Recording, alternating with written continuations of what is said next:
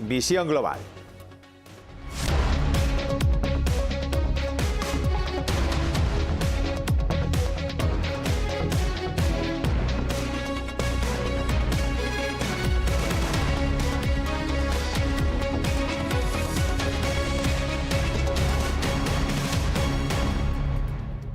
Hola, buenas tardes. Antes de repasar las noticias del día, conectamos con México con nuestro compañero José Ricardo Rangel.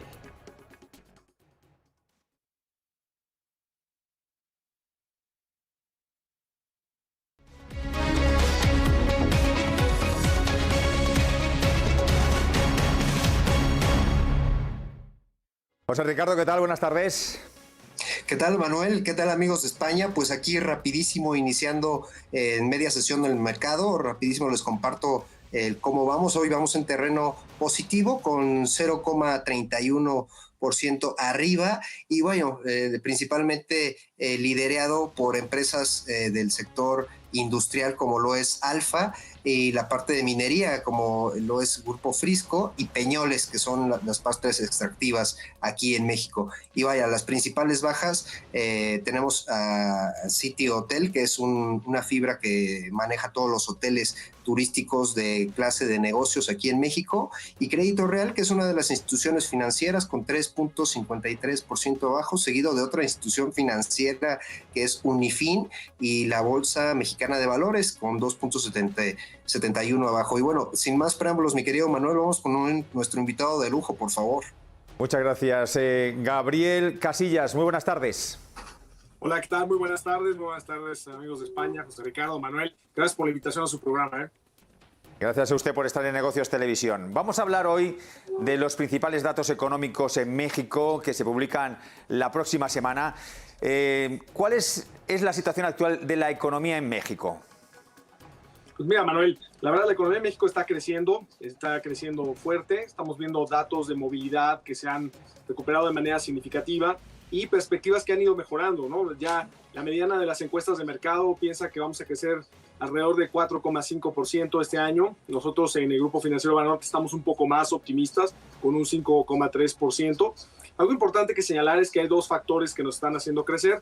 Uno es un efecto de rebote, obviamente después de la fuerte caída del año pasado por el impacto económico de COVID, y dos, por la influencia del paquete de estímulo fiscal en Estados Unidos, este último que se aprobó, que son ya 6 paquetes de estímulo fiscal que suman 27 puntos del PIB en Estados Unidos y que hacia México permean vía las remesas familiares y también permean vía las exportaciones manufactureras. Entonces, por estas razones estamos creciendo. Ahora, es una tasa de crecimiento alta, pero comparada con recesiones pasadas no es tan alta. En el 95 y 96 lo que pasó es que el PIB cayó 6% y luego el siguiente año creció 6%. Lo mismo pasó en el 2009-2010. Entonces en esta ocasión deberíamos estar pensando en un crecimiento de un 8%, porque pues el año pasado que cayó el PIB 8,2%. Sin embargo, es una buena tasa de crecimiento dado que todavía la pandemia, como sabemos, todavía no acaba y que el proceso de vacunación en México pues ha sido más lento que muchas economías avanzadas. Entonces eso es yo creo que lo principal. Y hay que recordar que no hubo apoyo fiscal para atajar el tema de COVID, como sí hubo en España y en muchos otros países, tanto avanzados como emergentes, ¿no? Que eso pues va a tener beneficios desde el punto de vista fiscal, que vamos a mantener el grado de inversión en la calificación de deuda soberana, pero pues el costo social ha sido bastante alto, ¿no? Yo creo que eso es lo más importante, estimado Manuel. Gabriel, una pregunta, en la parte sobre todo de los datos en la próxima semana, ¿qué datos tendríamos que estar al pendiente que tengan mayor riesgo o mayor exposición para los mercados? Pues mira, yo creo que datos importantes, el lunes se va a publicar el IGAE, que es este PIB o PBI aproximación del mes de febrero, y el martes tendremos la balanza comercial de marzo. Creo que estos datos van a ser muy relevantes, sobre todo el de balanza comercial, que es el que nos da datos mucho más oportunos. Hemos estado creciendo ya fuertemente la parte exportadora, sobre todo a partir de mayo del año pasado, en que después del impacto tan severo de haber prácticamente parado todas las actividades cuando empezó la pandemia, en México se caracterizó la manufactura, sobre todo de automotriz, de exportación, como una actividad esencial. Entonces ya no importó que hubiera rebrotes de COVID, restricciones a la movilidad, la actividad manufacturera seguía y nos estábamos reconectando completamente a la cadena de suministro global. Entonces, ese es un dato muy importante, pero el dato más importante va a ser el viernes, como tú sabes, José Ricardo. el PIB, ¿no? El PIB del primer trimestre de 21 es un PIB preliminar.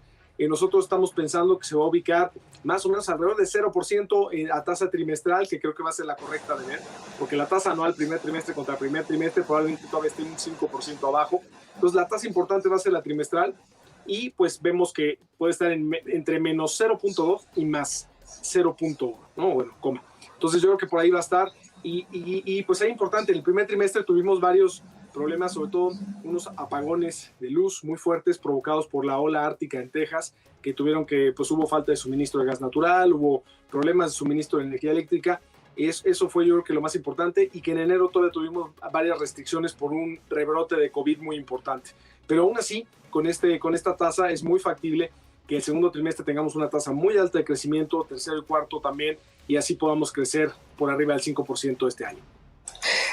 Gabriel, la parte sobre todo de presiones inflacionarias, ahorita que estabas comentando el tema de los energéticos, ¿cómo estamos posicionados y cómo ve el horizonte del Grupo Financiero Banorte? Pues mira, como tú sabes, José Ricardo, en los países emergentes nos afecta más el crecimiento de los precios de las materias primas, sobre todo los energéticos, porque pesan más en los índices de precios al consumidor. Entonces, en el caso de México, pues no es la excepción en este sentido. Pues sí nos ha pegado fuerte, ha habido muchas sorpresas inflacionarias en estos 3 meses, y lo más factible, además, es que al igual que en todo el mundo, tengamos un efecto de base de comparación muy importante en abril, ¿no? Que nosotros llamamos la joroba, ¿no? Porque se ve como la inflación anual de repente sube fuertemente, es probable que inclusive esté cercano al 6%, pero esa parte no va a reflejar muchas presiones inflacionarias, va a reflejar este efecto de base de comparación de abril a abril, porque en abril del año pasado pues, las tarifas tarifas aéreas, todos los precios de los servicios turísticos de paquete, todo eso pues se fueron prácticamente a cero. Sin embargo, sí ha habido presiones inflacionarias importantes por el lado de los energéticos, como bien comentas, que van a hacer que esa joroba que se haga ahorita en abril, cuando regrese, no regrese tanto como esperábamos. Entonces la inflación a final de año, en lugar de estar alrededor de 4%, como muchos anticipábamos hace algunos meses, realmente con los datos más recientes, vamos a estar más bien alrededor del 5%. Y esto va a tener una implicación importante para el Banco Central. Banco de México ya no bajó tasas después de haber estado en un ciclo de baja de tasas la reunión pasada del 25 de marzo, y es factible que ya no baje más y que al contrario, conforme nos acercamos a diciembre, que la inflación esté alrededor de 5%, que tengamos ya la Reserva Federal probablemente empezando a mandar señales de reducir la compra de activos, ¿no? Lo que llaman el tapering o tapering. Y tercero, también la posibilidad de que haya cambio de gobernador, porque el gobernador del Banco de México termina su periodo en diciembre. Esto va a poner yo creo que mucha presión al Banco de México, y a lo mejor inclusive tiene que subir tasas tan pronto como diciembre. Eso es importantísimo, me ganaste la pregunta sobre la política monetaria, y quería preguntarte algo que ustedes se especializan muchísimo ahí en Grupo Financiero Banorte, la parte de infraestructura. ¿Cómo están viendo la parte real de este impacto? Entendemos que la tecnología, pues vaya, esta transformación digital, pues es una nueva tendencia, pero ¿cómo están viendo estos sectores, pues digamos que no sé si los impulsores de la economía como tal, todo construcción, industria, ¿cómo lo ven ustedes? En la parte de industria manufacturera lo estamos viendo muy bien, y inversión extranjera importante. Recordemos que pues, por un tiempo hubo esta inversión contenida porque se estaba negociando el nuevo Tratado de Libre Comercio con Estados Unidos y Canadá bajo la administración del expresidente Trump. Entonces, pues en esa época pues, mucha inversión se quedó en el tintero y ya se está llevando a cabo, ¿no? Entonces es una parte. Dos, pues muchas empresas a nivel internacional están diversificando su riesgo chino, ¿no? Para no estar en China, porque la tensión China-Estados Unidos, que nos queda claro que no se fue con Trump, sino que sigue vigente. Y un tercer punto es que pues toda esta parte de la pandemia creo que dejó claro a muchas empresas que quieren tener a sus proveedores mucho más cerca de su centro de consumo, de sus fábricas. Entonces México pues, representa una muy buena oportunidad. Entonces estamos viendo esa inversión extranjera directa importante. Ellos no piden normalmente financiamiento a los bancos locales porque tienen financiamiento con los bancos internacionales, pero sí lo estamos viendo, nuevas líneas de producción automotriz, etcétera. Sin embargo, por el lado del empresariado mexicano sí está muy retraído, ¿no? Hay un mal clima de inversión, principalmente pues, atribuido a muchas de las iniciativas de los legisladores que son iniciativas antimercado, son incesantes, son muchas. Afortunadamente ninguna se aprueba, pero pues sí causan muchísimo ruido y causan que el empresariado mexicano pues, no quiere invertir mucho. Entonces la infraestructura, nuestro proyecto de infraestructura que estamos viendo no nada más en Banorte, sino en el sistema financiero, más o menos están a un tercio, ¿no?, de lo que estaban hace 2 años, ¿no? Entonces sí está todavía retraída esa parte.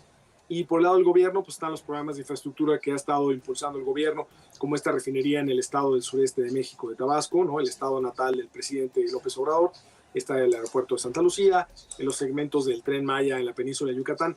Entonces, esos son los proyectos emblemáticos del presidente, los que están, los que siguen en pie, y hay algunos, pero insisto, a un tercio del sector privado de lo que estaba hace 2 años, ¿no? José Ricardo. Y finalmente, Gabriel, la parte de consumo, ¿qué podemos esperar para este próximo trimestre? Yo creo que el consumo, mira, lo que tuvimos, como tú sabes, fue una crisis de movilidad por la restricción que se tuvo que imponer por la pandemia, pero realmente el consumo, aunque sí sufrió un impacto importante, pues se ha ido transformando y ha seguido creciendo. Ahora, obviamente, mucha gente que no quería comprar en línea ya compra en línea, entonces esa parte ha crecido significativamente. Aún así, si vemos los datos, por ejemplo, para el cuarto trimestre estábamos como 8% abajo de lo que estábamos antes de que empezara el COVID. Entonces, probablemente para el primer trimestre ya estemos más o menos en un 5% abajo de cuando empezó COVID, ¿no? Entonces, el consumo está recuperando relativamente rápido. Eso no está ocurriendo en la inversión. La inversión estábamos en diciembre ya un 20% abajo de niveles pre-pandemia, y ese no se está recuperando muy rápido. Entonces, el consumo va bien. Hemos visto los datos pues, más oportunos de asociaciones de tiendas como la ANTAD, que es la Asociación Nacional de Tiendas de Autoservicio y Departamentales, donde hemos visto una recuperación importante. Obviamente el golpe no fue tan fuerte para los supermercados, que siguieron vendiendo. El golpe fuerte fue para las tiendas departamentales, y es así, después de haber sufrido una caída de 73% en términos nominales en abril del año pasado, se ha ido recuperando poco a poco, ¿no? Pero ahí vamos con el consumo, estimado José Ricardo. Perfecto, Gabriel. Oye, y por último, nada más, ¿cuál es la visión de Grupo Financiero Banorte para esta economía en México? Y pues vaya, la visión que tiene el grupo. Pues mira, la visión es que es una economía que se va a tardar un poco más en recuperar niveles prepandemia comparado con Estados Unidos o con los avanzados, que nos estamos beneficiando muchísimo de este paquete de estímulo fiscal en Estados Unidos, que está llegando vía remesas y que está impulsando la manufactura y las exportaciones, y que el gobierno al final no se endeudó para hacer un programa de estímulo fiscal que tuvo costos muy altos. Es probable que hayamos generado alrededor de entre 8 y 10 millones de pobres, desafortunadamente, costo humano muy fuerte, pero por el lado de mantener grado de inversión, esa parte está bien, ¿no? El presidente ha cumplido sus promesas de campaña a rajatabla, ¿no?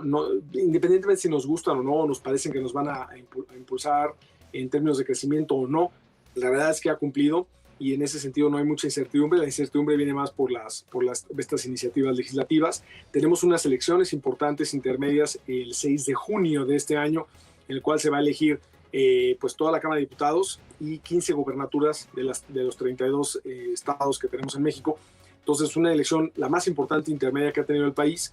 Creo que más importante ahí cómo vote la ciudadanía, para ver pues qué sigue hacia adelante todavía en lo que queda del sexenio, que van a ser más o menos poco más de 2 años y medio, casi 3. Y bueno, importante, nosotros pensamos que este año crecemos 5,3%, que la inflación va a estar alrededor de 4,7% para fin de año. Ahorita estamos alrededor de 4,2%. Vemos un tipo de cambio que es probable que se deprecie el peso conforme nos acercamos al proceso electoral por un evento de riesgo hacia un 21,50. Sin embargo, vemos como pasando esa parte, sí vemos un tipo de cambio que se regresa alrededor de 20,20 a finales del año, y que las tasas de interés, pues el Banco de México tenga probablemente que subir la tasa del 4,0% actualmente a 4,25 ya en su reunión de diciembre. Ese es el panorama así en rápido. En la parte de bursátil, que tú manejas perfectamente, sí estamos viendo un índice de precios y cotizaciones de la bolsa que podría sobrepasar los 52,000 puntos a finales del año también. Perfecto, Gabriel. Pues te agradezco muchísimo el tiempo que nos has dedicado aquí a Negocios TV. Gabriel Casillas, DGA de Análisis Económico, Relación con Inversionistas y Sustentabilidad del Grupo Financiero Banorte. Muchísimas gracias por tu tiempo, Gabriel. Al contrario, muchas gracias, José Ricardo. Muchas gracias, Manuel, por la invitación. Aquí un gusto. Ricardo, gracias, Gabriel, por estar con nosotros. Buenas tardes. Buenas tardes, nos vemos mañana. Pues repasamos ahora las noticias del día hablando de que el fin del estado de alarma el próximo 9 de mayo y la reforma fiscal anunciada por el Gobierno han centrado este miércoles la sesión de control al Ejecutivo en el Pleno del Congreso, en la que no ha estado el presidente del Gobierno, Pedro Sánchez, al participar en la cumbre iberoamericana que se celebra en Andorra. Mientras, seguimos conociendo pistas sobre los planes del Ejecutivo, planes que debe concretar a más tardar la próxima semana antes de enviar el plan definitivo a Bruselas el 30 de abril. El Gobierno quiere convertir la rehabilitación de vivienda en uno de los puntales de la recuperación económica. Para ello, va a incorporar nuevos estímulos fiscales en los principales programas que ha diseñado con el fin de canalizar las ayudas europeas hacia las familias que acometan una renovación verde de su casa. Junto con las subvenciones directas, el Ejecutivo prepara un retorno de las deducciones por reformas. La medida tendrá un impacto estimado en 450 millones de euros y se va a financiar con cargo al Plan de Recuperación, Transformación y Resiliencia.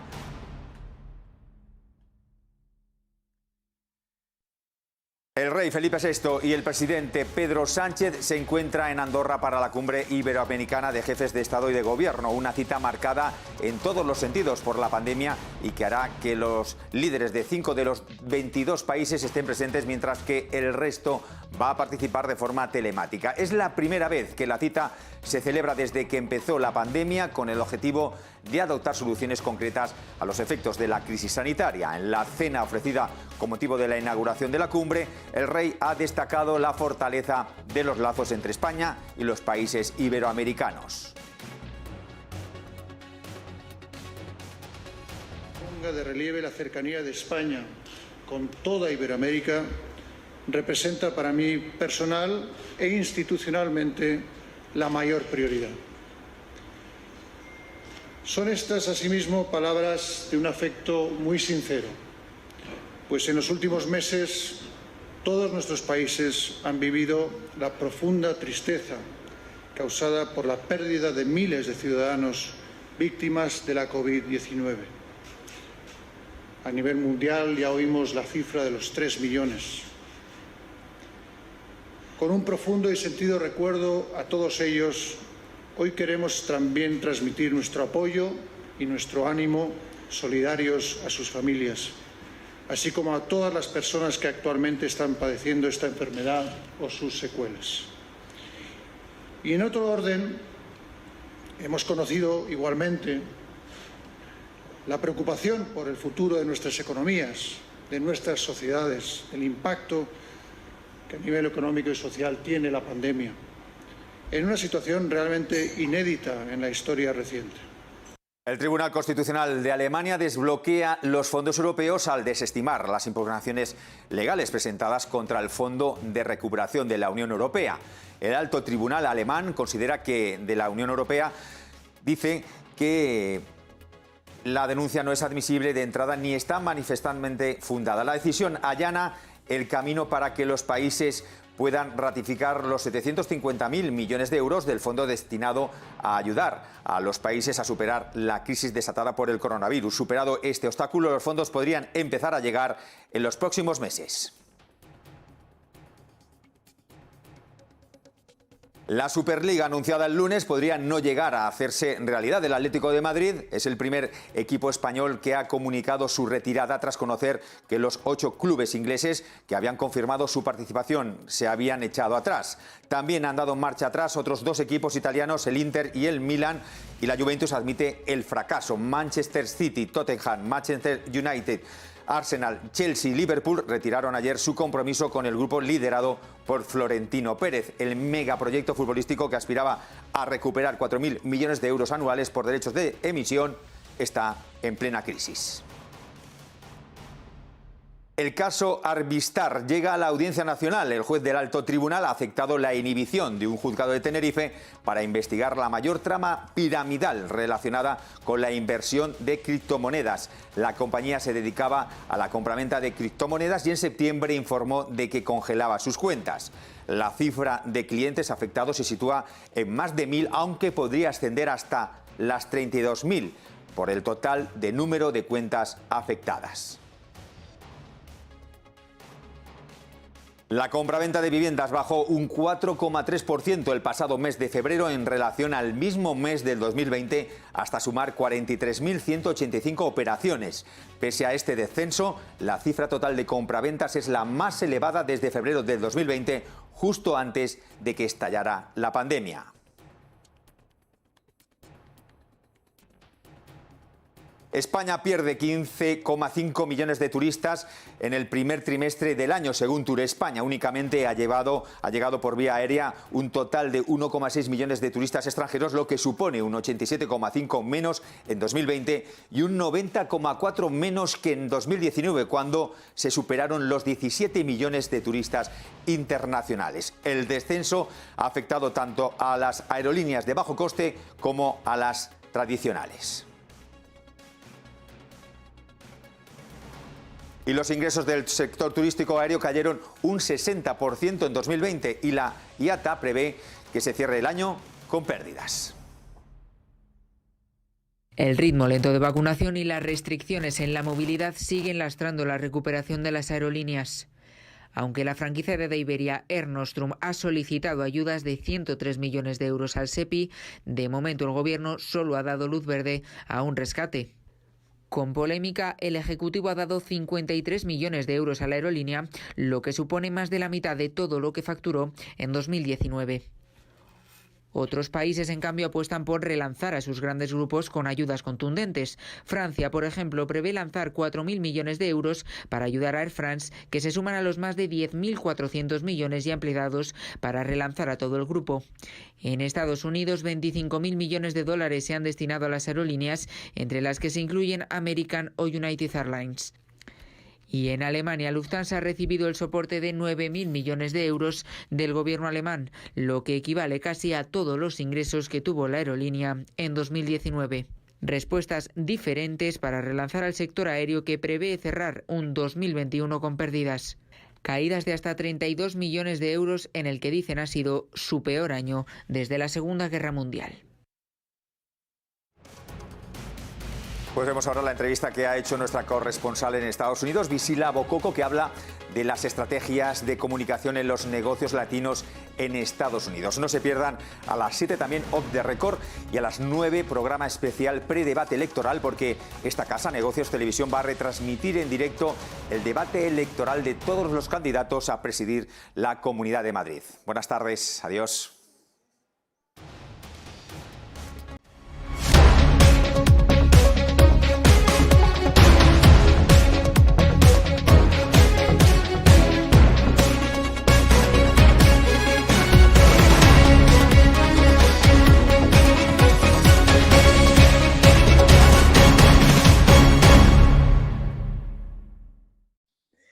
Bueno, bienvenidos a Visión Global. Estoy súper contenta de tener aquí a Adriana Aristizábal, que tiene una historia sorprendente y además ha sido nombrada por muchísimas publicaciones, pero entre ellas sola, como una de las latinas más influyentes de Estados Unidos. Bienvenida, Adriana. Gracias, Visila, por la invitación a tu programa. Bueno, pues nada, la primera pregunta que te voy a preguntar es muy sencilla y no tan sencilla, pero es ¿quién es Adriana? Bueno, soy colombiana, nací en Manizales, en la región cafetera. Soy periodista, administradora de empresas, ex diplomática, fui cónsul de Colombia en la ciudad de Nueva York. Bueno, tengo casada con René Mendeville, a quien conocí en los Estados Unidos cuando emigré en el 2004. Tengo un hijo, mi hijo se llama Julio David González, ya grande, terminó su universidad independiente, trabaja actualmente en CNN Internacional y bueno, soy inmigrante en los Estados Unidos, empresaria, fundé iVoice Communications, que es la compañía a la que le estoy dedicando gran parte de mi tiempo en este momento, en el 2014, cuando terminé mi trabajo en el Consulado de Colombia. Soy escritora, he escrito 2 libros relacionados con el tema del conflicto en Colombia. Uno de ellos se llama La Huaca de las FARC, lo publiqué en el 2003 con la editorial Quintero Editores. Después, en el 2017, publiqué mi segundo libro en Nueva York. Se llama Caught in the Storm of War, Memoirs of a Reporter. En Fuego Cruzado, Memorias de una reportera de guerra, donde cuento pues todas mis vivencias en la reportería de guerra mientras fui, digamos, periodista en Colombia. Bueno, como puedes ver, Visila, he cubierto muchísimos roles, por así decírtelo. La experiencia periodística, mis experiencias de vida, pues me han llevado durante todos estos años a reinventarme muchas veces. Entonces he cruzado muchas fronteras en la vida profesional que me han llevado a reinventarme y recomenzar de nuevo. Bueno, es que es todo tan interesante que no sé por dónde empezar, pero me gustaría que nos contaras un poco cómo acabas siendo periodista de guerra. Bueno, comencé mi carrera como administradora de empresas. Soy egresada de la Universidad Nacional de Colombia, estudié en Manizales. Y obviamente en la época en la que estudié en la universidad, eran los años 80, cuando teníamos todo el problema del narcotráfico, los carteles de Medellín, el cartel de Cali, muchísima violencia, las guerrillas de las FARC y el ELN se estaban fortaleciendo, estaban naciendo los grupos paramilitares. Entonces en esa época estaba yo terminando mi carrera universitaria y comencé a trabajar, digamos, como voluntaria en una revista universitaria en la universidad.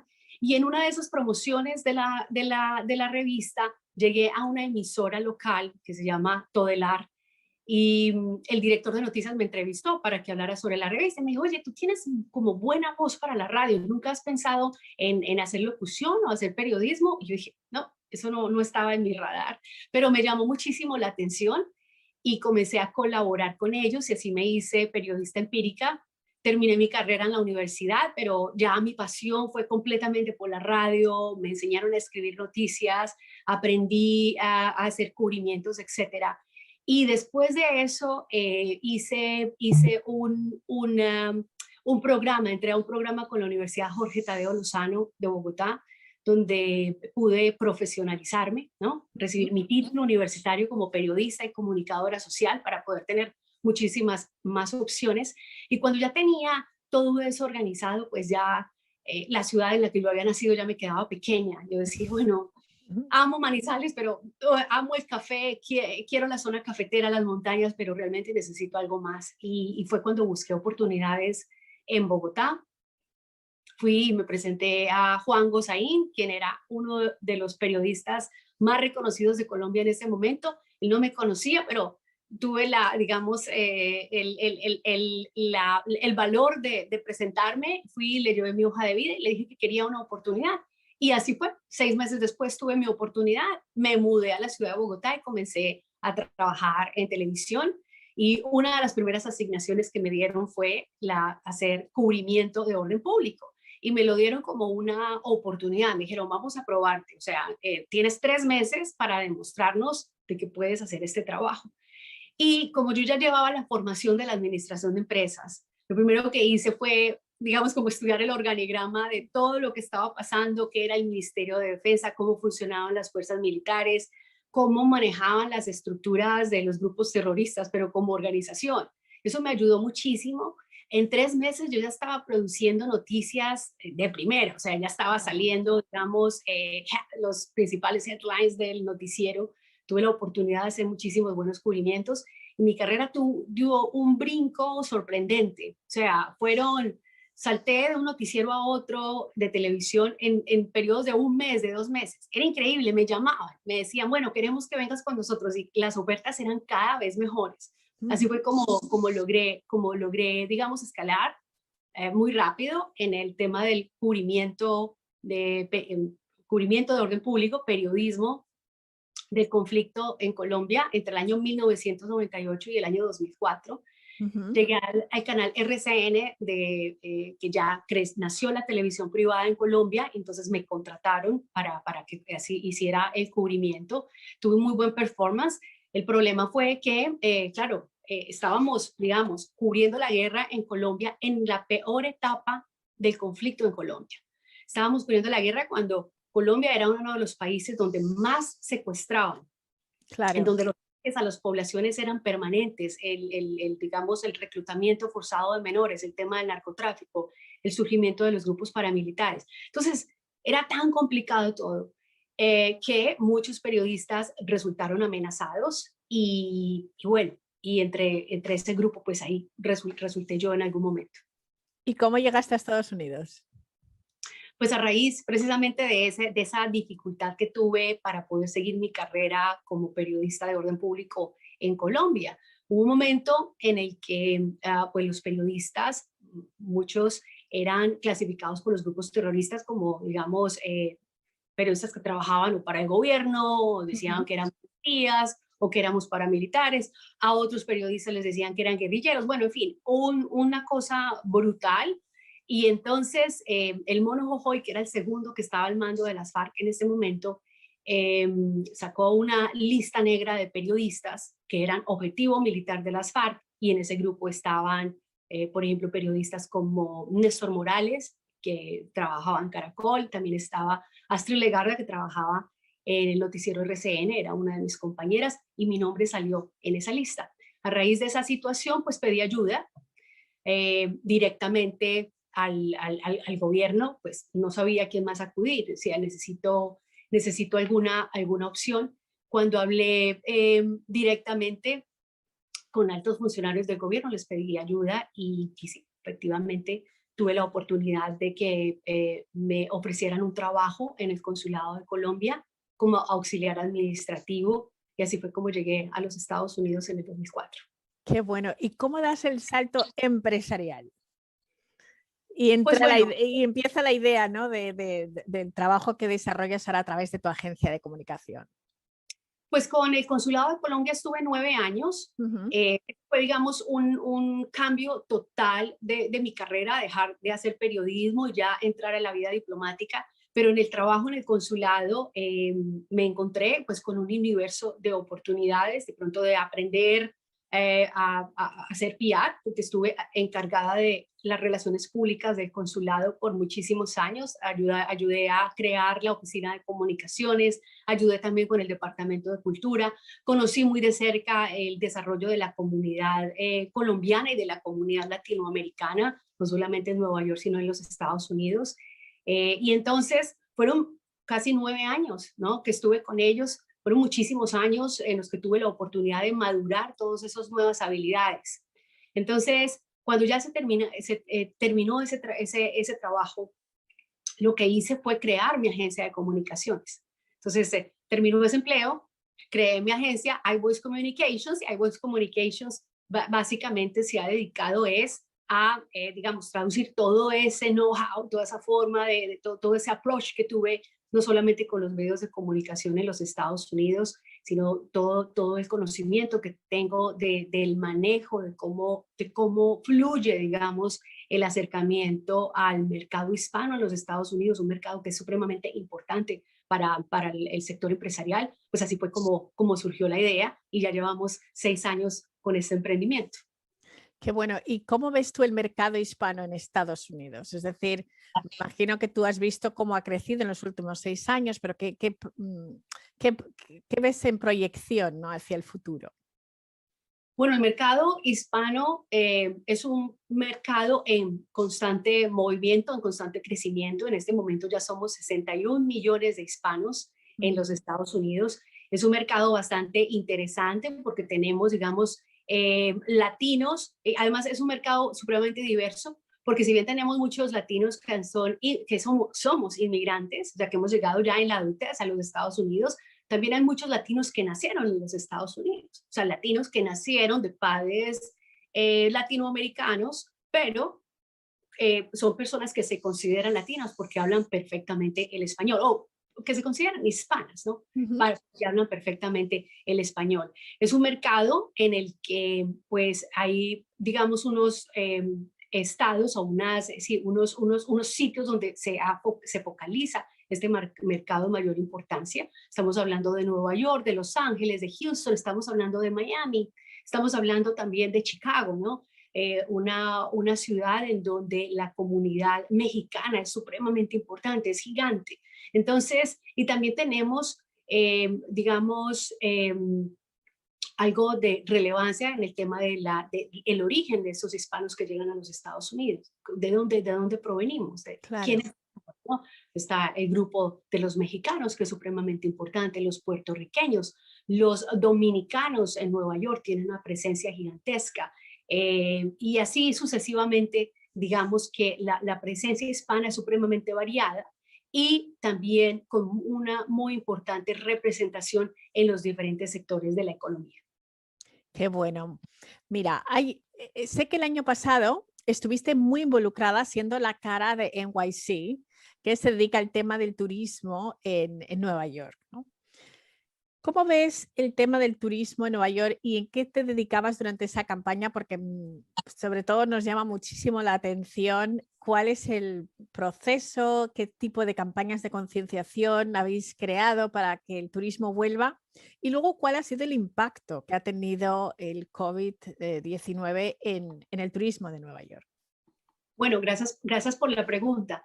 Pues claro, a raíz de, digamos, con mi agencia, ¿no? NYC & Company, he venido trabajando con ellos como portavoz para el mercado hispano y desde que la pandemia atacó a Nueva York, por así decirle, pues hemos lanzado cerca de 45 campañas, Wow. casi todas con espíritu cívico, en el sentido de como la pandemia hemos venido en diferentes procesos, ¿no? Hemos tenido unas campañas donde hemos reeducado a los neoyorquinos sobre cómo poderse acercar cómo apoyar a la pequeña empresa de la ciudad de Nueva York, a los restaurantes, a las personas que tienen tiendas, a las personas que tienen, digamos, boutiques, cómo podemos apoyar también los sitios emblemáticos de la ciudad de Nueva York, los sitios turísticos que comenzaron a reabrir. Entonces, hemos venido mes a mes ajustándonos a las campañas que ya son tradicionales de la ciudad, pero con el espíritu cívico de decirle a la gente, si vamos a invertir X cantidad de dinero, pues invirtámoslo en, digamos, en ese granjero local que está produciendo estos productos. Si vamos a salir, vamos a este restaurante que está sirviendo comidas a domicilio, usted puede ir y puede ser atendido fuera del establecimiento. Pues esto fue hasta, obviamente ahora que los negocios han reabierto y tienen digamos, un porcentaje, un límite de atención para las personas. Entonces, nos hemos enfocado en todo esto, ¿no? Ha sido un proceso, sabíamos que esto es una caminata larga, que es una caminata lenta, pero son campañas que nos han dado muchísima satisfacción porque hemos logrado llegar a la audiencia. Y aquí el mercado hispano, o los hispanos, los latinos que vivimos en la ciudad de Nueva York, hemos jugado un papel supremamente importante, porque no solamente el hispano es mano de obra, el hispano también es empresario, ¿no? El hispano también es una persona que consume, es una persona a la que visitan, ¿no? Es una persona que siempre trae su familia y quiere ir y llevarlo a los museos, llevarlo a los buenos restaurantes, es una persona que aporta a la economía. Entonces, estas campañas han sido orientadas y ahora, ya que viene la primavera, nos estamos preparando para lanzar una nueva campaña donde vamos a invitar en la primavera a los latinos y a los hispanos para que salgan a visitar los parques, para que se reconecten y para que se enteren de cuáles son, digamos, esas oportunidades que tienen para poder tener un sano esparcimiento en la ciudad. Qué bien. Y bueno, ya para concluir, ¿cuál es tu conclusión de hacia dónde va Nueva York? Todos sabemos que ha habido muchísima gente que ha decidido dejar Nueva York. ¿Crees que volverá? ¿Cómo ves el año 2021 para Nueva York, ¿no? Ya para cerrar, ¿con qué nos dejas, ¿no? El sabor de que va a tener la ciudad durante este año? Bueno, Nueva York ha resurgido, se ha renovado y está en proceso de recuperación. Y te lo digo que se ha renovado porque la mayoría de las atracciones en la ciudad y la mayoría de los negocios han, digamos, reajustado sus operaciones para poder atender al público, para poder atender a la gente. Entonces, estamos en un proceso de recuperación en donde el compromiso del ciudadano neoyorquino es supremamente importante, porque aquí es donde nosotros nos vamos a dar, digamos, la batalla como ciudadanos. ¿Cuáles son los locales? ¿A dónde vamos a ir? Vamos a consumir en los restaurantes, vamos a comprar algo en las boutiques, vamos a usar los salones de belleza y las peluquerías, vamos a ir a los museos, vamos a salir aquí y allá. O sea, es un momento importante porque ahora es un proceso de redescubrimiento, ¿no? Ahora tenemos la oportunidad de salir a redescubrir y ahora con el levantamiento de la cuarentena a partir del 1 de abril, pues es algo muy importante, sobre todo para el turismo doméstico. Los hispanos que quieran visitar a la ciudad de Nueva York desde otras ciudades de los Estados Unidos lo van a poder hacer con el tema de la cuarentena. Entonces esto es importante porque la gente va a poder venir y redescubrir la ciudad. Ahora, durante el año de la pandemia, este primer año de la pandemia, muchísimos, hoteles y lugares que son claves en la ciudad han tenido la oportunidad de organizar sus estructuras, de rehacer y reorganizar muchísimas cosas que de pronto en el pasado no estaban funcionando muy bien y ahora pues los vamos a ir y vamos a redescubrirlos y va a ser una sorpresa para todos. Bueno, me encanta, Adriana, ese espíritu positivo que es tan neoyorquino y desde luego yo estoy totalmente de acuerdo de que es un momento de volver a redescubrir la ciudad y qué tiene que ofrecer. Bueno, pues millones de gracias. La verdad es que es un gusto hablar con una persona tan prominente como tú, que tiene además ese espíritu de optimismo y que representa muchísimo el poder de la mujer latina en Estados Unidos y desde luego las historias más inspiradoras de inmigración que podamos tener en este país.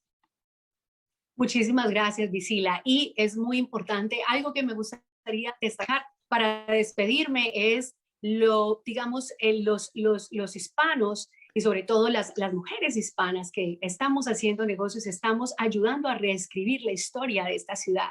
Entonces estamos en un momento, en un punto de quiebre histórico para todos, en donde depende de nuestro enfoque, depende de la pasión que le pongamos a las cosas que hacemos y depende también del compromiso que tengamos de que esto funcione y de que sea algo que podamos dejarle a las generaciones futuras. Bueno, pues nada, muchísimas gracias por tus palabras de inspiración y hasta pronto. Hasta pronto, Visila.